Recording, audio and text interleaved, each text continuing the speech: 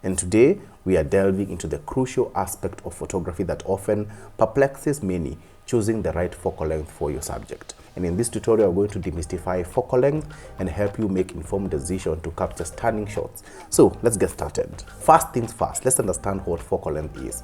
Focal length, usually measured in millimeters, determines the field of view and magnification of your lens. A shorter focal length captures more of the scene, making it ideal for wide angle shots, while a longer focal length brings distant subject closer, perfect for telephoto shots. Wide angle lenses range from around 16 mm to 35 mm. And these lenses are excellent for capturing expansive landscapes and scenes where you want to include more elements in the frame. And they can also create a sense of depth and make subjects appear further apart. Standard lenses, on the other hand, often referred to as normal lenses, replicate the human vision eye. It's versatile and well suited for everyday photography, including portraits, street photography, and events. A standard lens maintains minimal distortion, making it great for capturing scenes as your eye perceives them. An example is the 50 mm, which we call the Nifty 50. I know you know that. So telephoto lenses are for subjects that are far away or require tighter composition, ranging from around 85 mm and beyond. And these lenses offer significant magnification. Now they are perfect for wildlife photography, sport events, and isolating subjects from distracting backgrounds. Now, here is where the fun starts. Focal length isn't just about framing, it influences perspective and depth as well. Longer focal lengths compress scenes, making elements appear closer together, while shorter focal lengths stretch perspectives, enhancing the distance between the objects. So when it comes to portraits, your choice of focal length can drastically alter your results. Short telephoto lenses like 85 mm are often favored for their flattering compression and background separation, whereas wide angle lenses like 35 mm can capture environmental portraits with a storytelling touch. Let's look at examples of different focal lengths and see the effect on the subject and also on the background. I'm sharing my screen and I want us to go through a set of images, and this set of images are basically different focal lengths. So what we did, we went out and did a shoot with different focal lengths. So here are 6 or 7 shots of different focal lengths from 17 mm all the way to 200 mm. And I'm going to go one by one, showing you the effects of it all.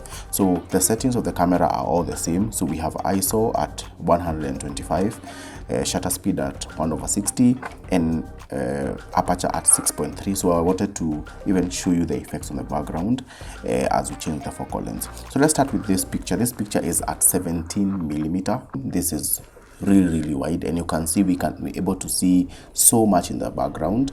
More so, I want to see the relationship between the background and the subject, and it's like they are married. There is no depth or separation.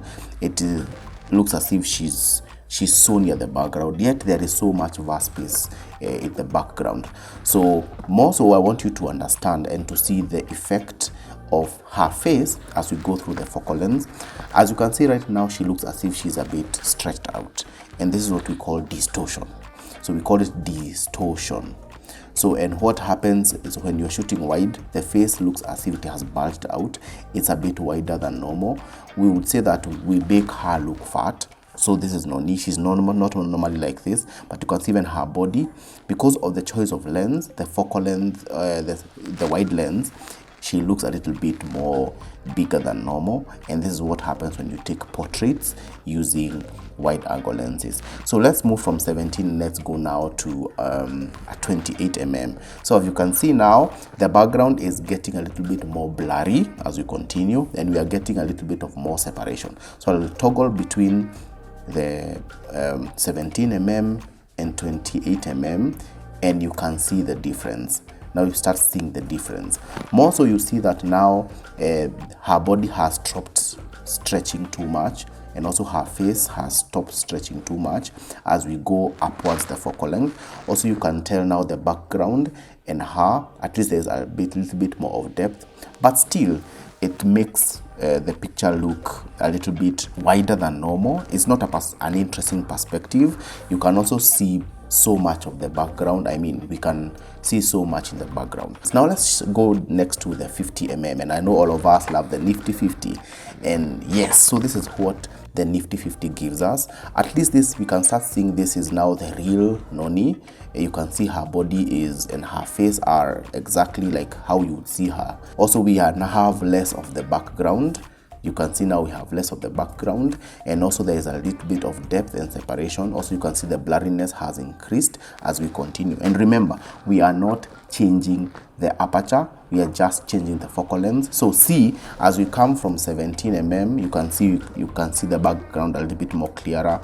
As we go to the 28mm, the blurriness increases. Now we are at 50, the blurriness now is a little bit more, and also we have less exposed because now we are going tighter and tighter, and this is what you would get with a 50mm. So let's go to 70mm, and at 70mm, now you start seeing a very nice perspective. Now her body becomes a little bit more compressed. You can see now she looks a bit smaller. You can see even her face. It's a more appealing and more flattering. Also, we get to see that what is in the background is getting more blurry. So the blur is increasing, and also you get to see the compression. Now she's a bit more separated from the background. You can clearly see there is an edge of difference. She's not attached to the background. There is depth, of course. Even the sun now is backlighting her, and you can see the effect of it.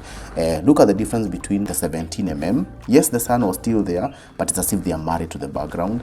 Now at 70mm, there is a lot of separation and blur and depth. So remember, to get depth, it's not all about aperture, it's including the focal length you choose. Let's go on to 102mm. So you can see at a 102mm, she's still getting more compressed in terms of her face. It's getting a little bit more like thinner and thinner. Also, we are getting a little bit more blur in the background. Even the quality of the blur, you can see all these circles, the quality of the blur compared to like a 50mm.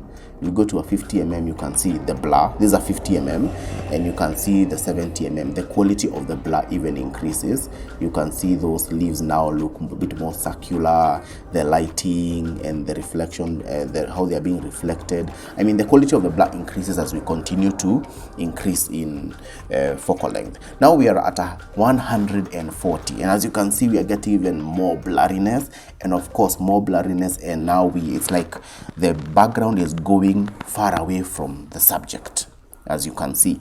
And initially at 17mm, it was very close to her. You could see everything, and you could see there is no separation. But you can see at 140, this is 140mm, you can see that there is a lot of separation. You can see that also her face is now getting thinner and thinner, and you started to get very nice look of Noni Muthoni, and this is what we get when we increase in focal length. And finally, we are at 200mm, and at 200mm, you can see even the size of our blurs and of our artifacts are now becoming bigger. Compare this to a 70mm, you can see they're a bit smaller. But when you go to a 200, they are a bit bigger. Why? Because now there is a lot of compression in the background. You can barely know, unless it's because you have already seen this, you can clearly now not tell what was exactly in the background. You can tell some lights and some leaves. Now we are even not seeing the dustbin that was on this side. I mean, there's so much compression. There is so much separation from the background. From the first picture, second, third, fourth, 5th, 6th, and 7th, the aperture has remained the same at 6.3, f6.3. We have not changed anything. We have just changed the focal length, and you can see the blurriness that we are having even at 6.3, but at 200mm. So this is just to show you how focal length affects the subject and also the background. Also, the choice you need to do to take when taking portraits, especially of a person. I mean, look at her now. She's way different from how we shot her. I mean, in the first picture, she looks fat. Look at her. She looks fat. In the 200mm, she looks way thinner. At 17mm, we can see the entire background. We can see there is no depth. It's not an interesting shot.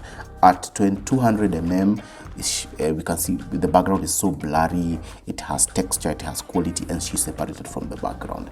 And that is the differences between focal lengths. So the question is, which focal length do you choose? Cheers.